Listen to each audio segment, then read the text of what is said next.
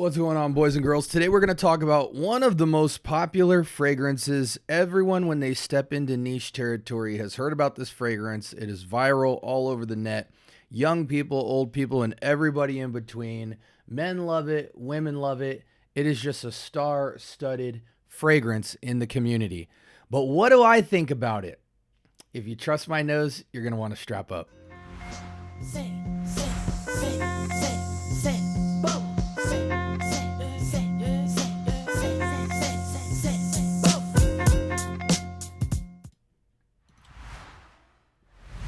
All right, welcome to the Scent Bubble. I apologize about that intro. We're going to keep it because I got footage to roll. Anyways, from the house of Xerjoff, we have... There we go, sorry. Naxos. Now, man, this fragrance is incredibly popular.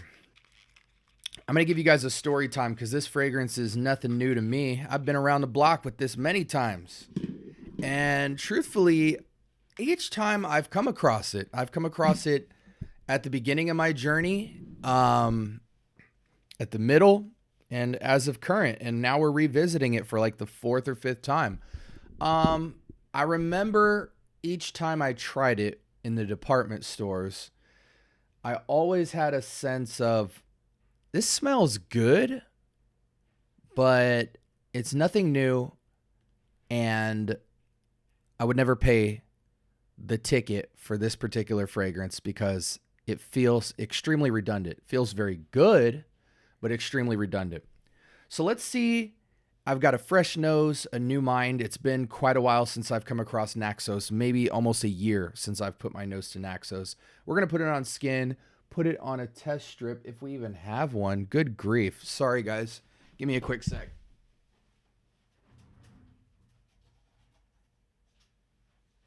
All right. We're going to put it on test strip and on skin per usual. I didn't get a chance to wear this one this week, but I will. Anyways, I'll read you guys a little blurb on this fragrance here in a second. Nice, I missprayed. So 2 or 3 on the test strip. Let's put some on skin. 2 on the skin. And immediately in the air, I know why this fragrance is popular. Gosh, got it all on my finger. Okay, there's a lot of things going on with Naxos. Naxos is essentially like 3 fragrances in one. And I'll break that down here in a second. Let me read you some notes from the brand. At a perfume exhibition in Milan, Essence 2015, Xerjoff was presented for the first time in his collection of 3 perfumes dedicated to the 150th anniversary of unification of Italy, and is inspired by wealth, beauty, and heritage that this country possesses. The collection of Xerjoff 1861, that's what this is called, 1861 Naxos, I believe, Renaissance, Zafiro, and Naxos, each of these provide a part of beautiful Italy. Renaissance celebrates this period in Italy, Naxos in Sicily, and Zafiro celebrates eternal Rome. Yeah, and the other thing is just notes from the brand on the actual notes of each fragrance from the trio. So this is a part of a trio, the 1861 line. And yeah, let's just dive straight into it. I've already had kind of a sloppy episode. Normally I'd run it back, especially for Naxos, but I don't really care. You guys know I don't waste your time intentionally. And I'm going to be honest, I feel like with this particular fragrance, I'm going to catch a lot of flack in the comments before I even begin to speak, because it's such a popular fragrance.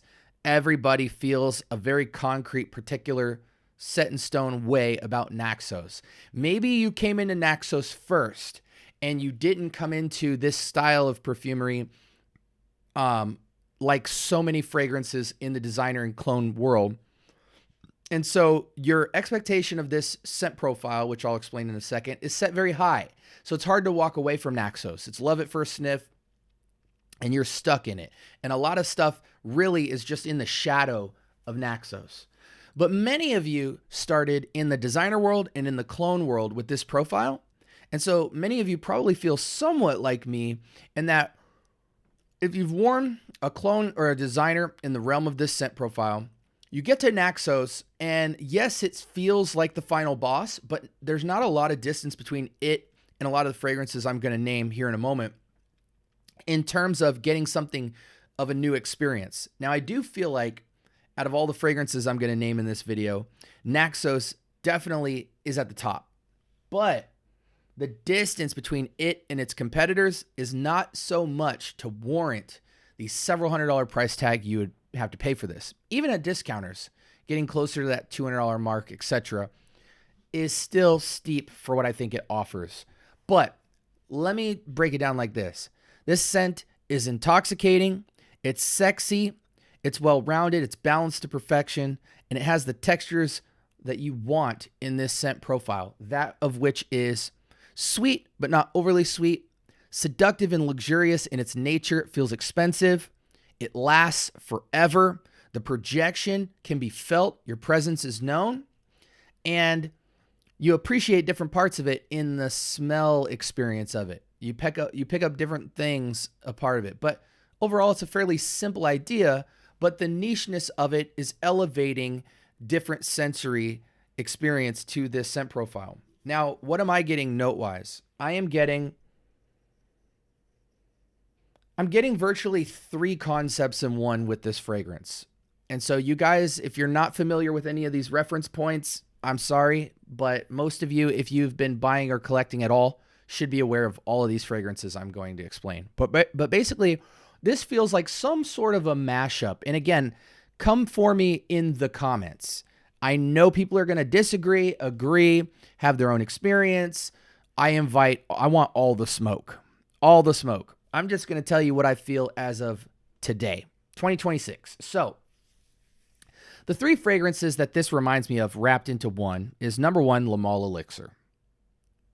Number 2, Instant Crush. And number 3, Layton. In no particular order, if I had to sort it, I would say it leans Le Male Elixir, followed up by Layton with a splash of Instant Crush or Arabian's Tonka. Why do I say that? I say that because its essence is a tobacco, vanilla, honey, spice fragrance, which reminds me of Le Male Elixir. I know there's lavender in here. I can tell a mile away it has that lavender lift. And that is essentially the nuts and bolts of Le Male Elixir. Layton, it's got somewhat of a slight cherry chapstick fresh lift on it in the body. And that reminds me that vanillic spiced aromatic lift is very similar to Layton to me. And then the spice characteristic of it is a vibe check similarity to an Instant Crush or an Arabian's Tonka, maybe a slight lean towards Arabian's Tonka. But honestly, upon the dry down, the spices really die down and you get more of that tobacco vanille cigar wrapped in honey feel.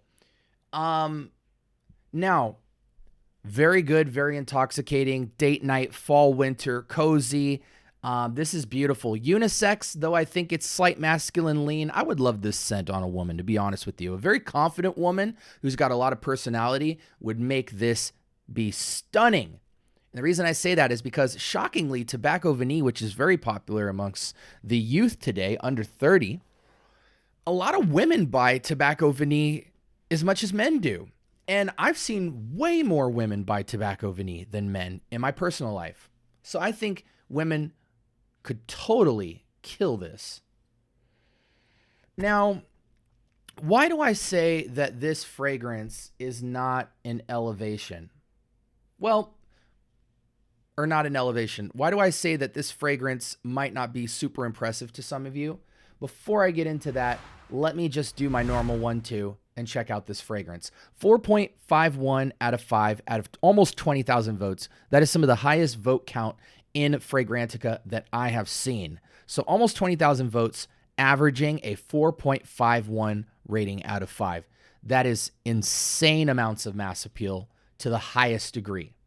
And I can tell why this fragrance is so well received, because it's a very familiar scent profile to many, but the highest elevation of it. Top notes, lavender, bergamot, lemon. Middle notes, honey, cinnamon, cashmeran, jasmine. Base notes, a very smooth, sensual, silky, seductive, middleweight, tobacco, vanilla, and tonka bean. I'm just curious. Very long lasting, very strong sillage. And that's what you want with a fragrance. You want to be felt. You want to be felt for a long time. You want to project. You want to command attention. Now, this perfume reminds me of Pure Havane. Okay. Pure Havane is a beautiful fragrance. And I'm not seeing any of the other ones that I'm going to make reference to. So that's absolutely fine. Okay. Let's do my usual suspects here. Fall, winter, year-round nighttime or after 4 p.m. Don't wear this in the high heat. You need a breeze of some sort, whether it's a freezing cold breeze, light breeze, whatever. Indoors, this is stunning. Occasions, to me, upscale casual feels a little try-hard, so I'm going to call it semi-formal and up. This is an important signature scent. It doesn't have to be super important, but special. So for that, we're going to say semi-formal and up. Date night, special occasion type of fragrance. Sprays on this, 4 to 6 is plenty. It's not eternal, but 8-hour checklist, easy. 8-hour check. I imagine you'd get tons of hours of projection and sillage from a fragrance like this. The dry down is just beautiful. There's not a lot of transition to this other than the fact that you get a lot of lavender and spice up front. And the lavender and spiciness kind of dries down into that honeyed, cinnamon, tobacco vanille. Again, this feels very much like what tobacco vanille should have been. A lot smoother, a lot more sophisticated. Tobacco vanille feels like a Happy Meal compared to this fragrance, even though they're chasing the same kind of contrast in their notes.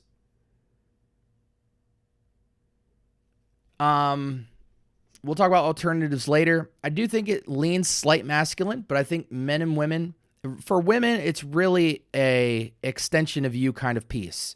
When you want to pop out and look extraordinary and smell extraordinary, ladies, this is what you pop out in. Don't treat this casually. It feels too special for that. Whereas men, I feel like they can dip down a little bit more of a casual formal with this, kind of that effortless, rich luxury type feel.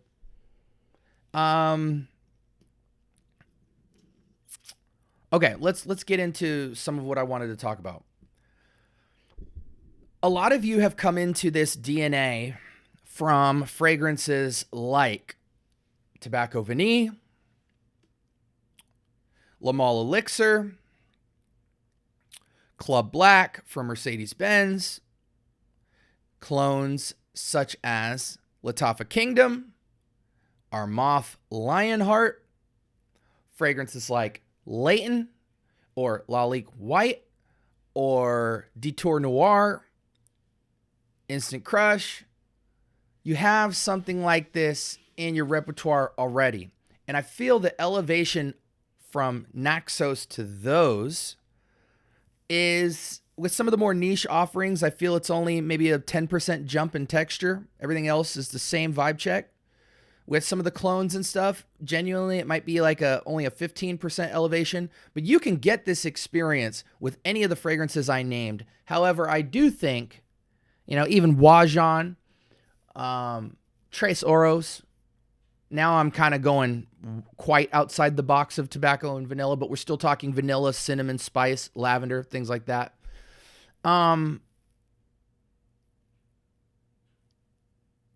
Yeah, it's kind of one of those things, guys, where I feel like if you didn't jump into Naxos first, find a great deal on it and then empty the bottle of any of the fragrances I just named and then elevate to this, because I feel like what Naxos has going for it is not only is it the top dog in this category, but it has all these features of 3 fragrances everybody loves. Instant Crush and Arabian Tonka. Everybody loves Leighton. Everybody loves La Male Elixir.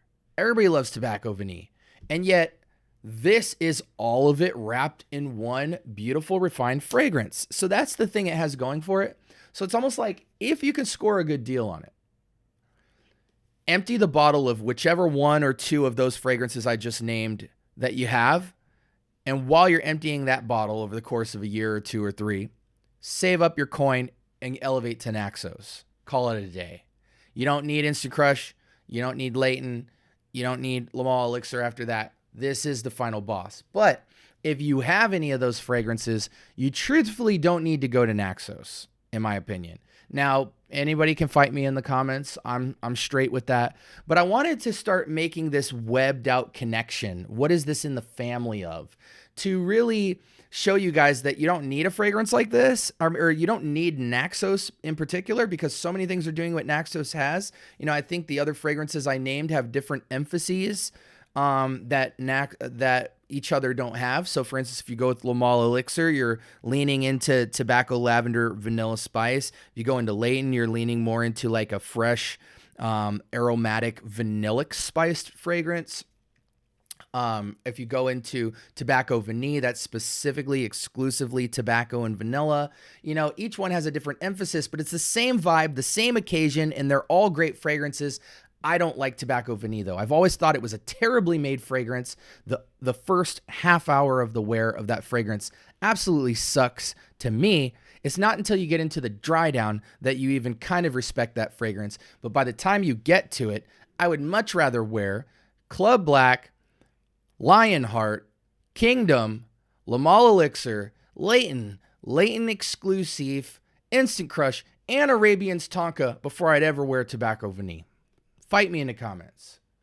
As a scent, Naxos is truly, I think, a masterpiece. It is. It is.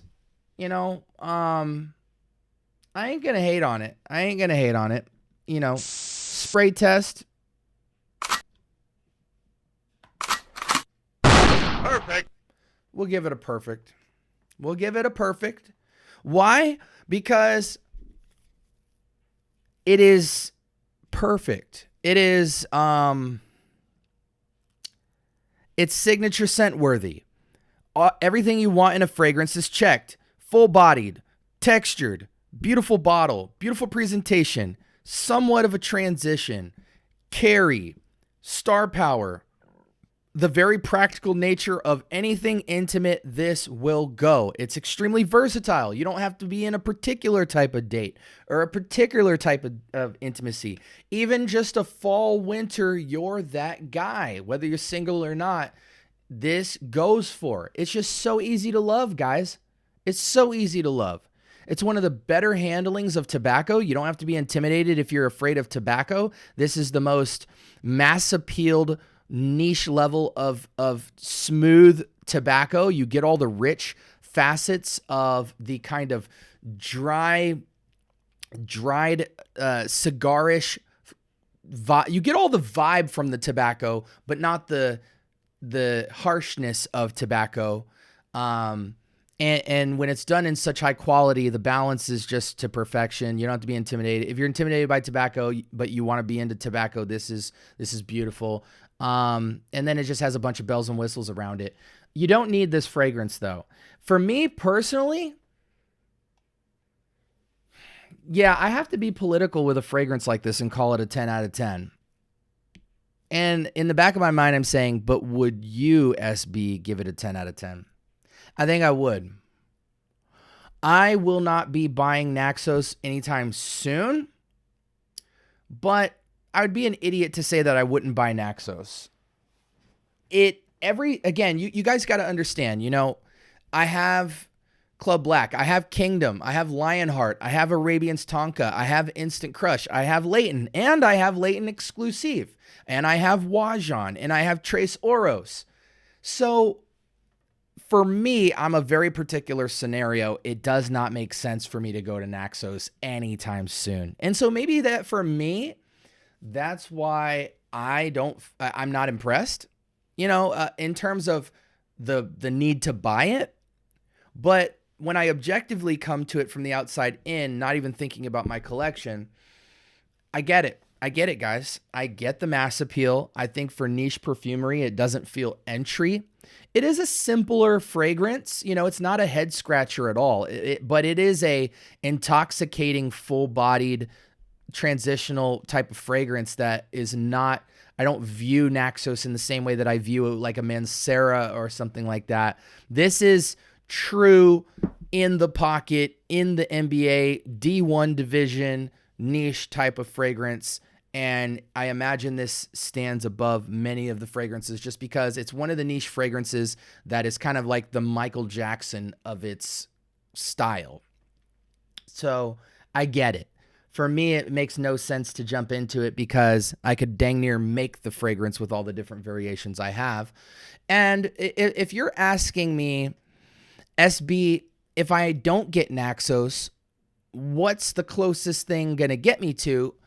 I would probably say you have to do what I did and you have to get Naxos in the sample, because I think you have to put it on your skin and kind of do a little bit of processing, some internal dialogue, and say, what do you like the most about this?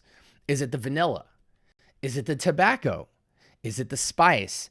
Is it the lavender lift? Because depending on what part of it you love the most, I would point you in certain directions. If you love the lavender aspect of it, I would point you to Le Male Elixir. If you loved the tobacco and vanilla combo together, then I would tell you to stay with Naxos probably.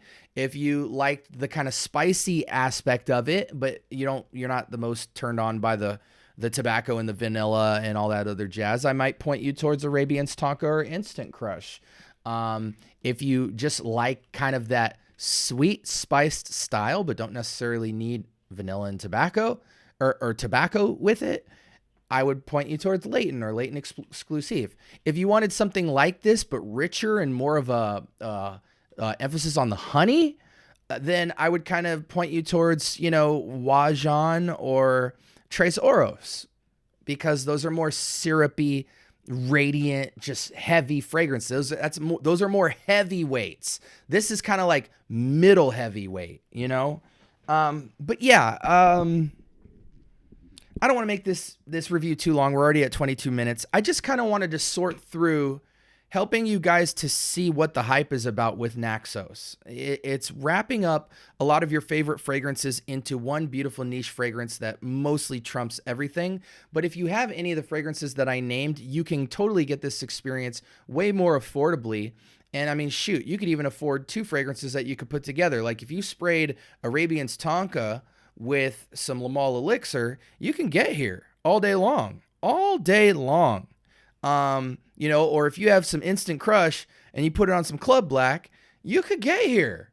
You don't have to smell like you drive a Ferrari to totally evoke and be attractive and seductive and intoxicating the way Naxos does.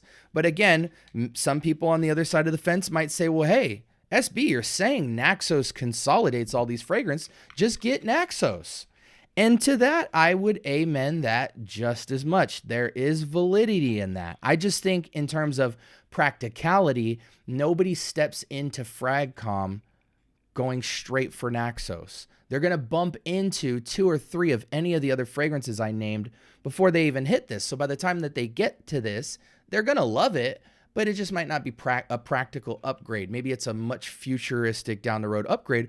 Or maybe you just say, hey, I'm not that in love with this DNA anyway. I just need something like it in my arsenal. And into that, I would say any of the fragrances I named are amazing wares. Nobody dislikes any of the fragrances I just named. And honestly, there's more.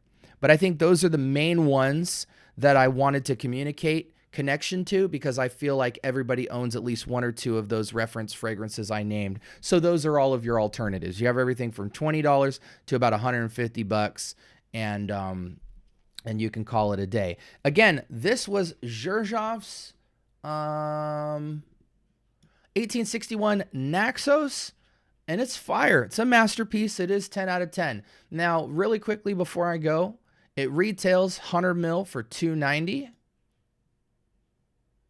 Some of the lower general discounters, I see it as low as $170 for a tester, $180-ish for discount price.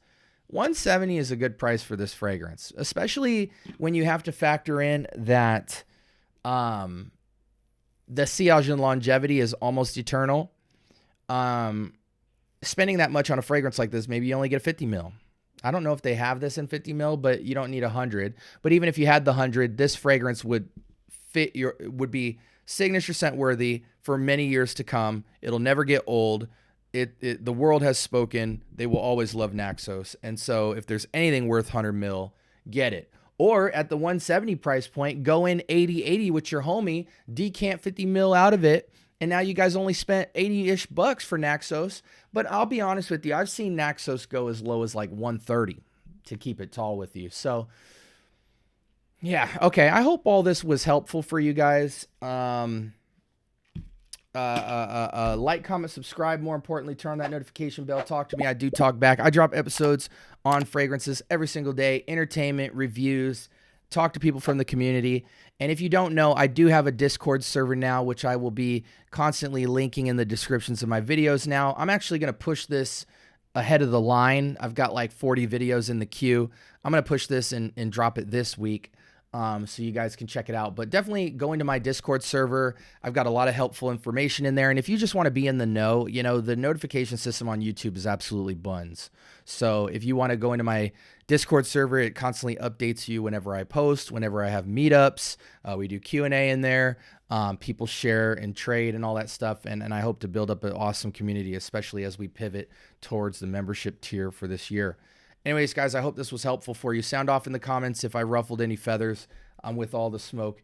And with that being said, I love you guys. Hope you stay blessed. Peace.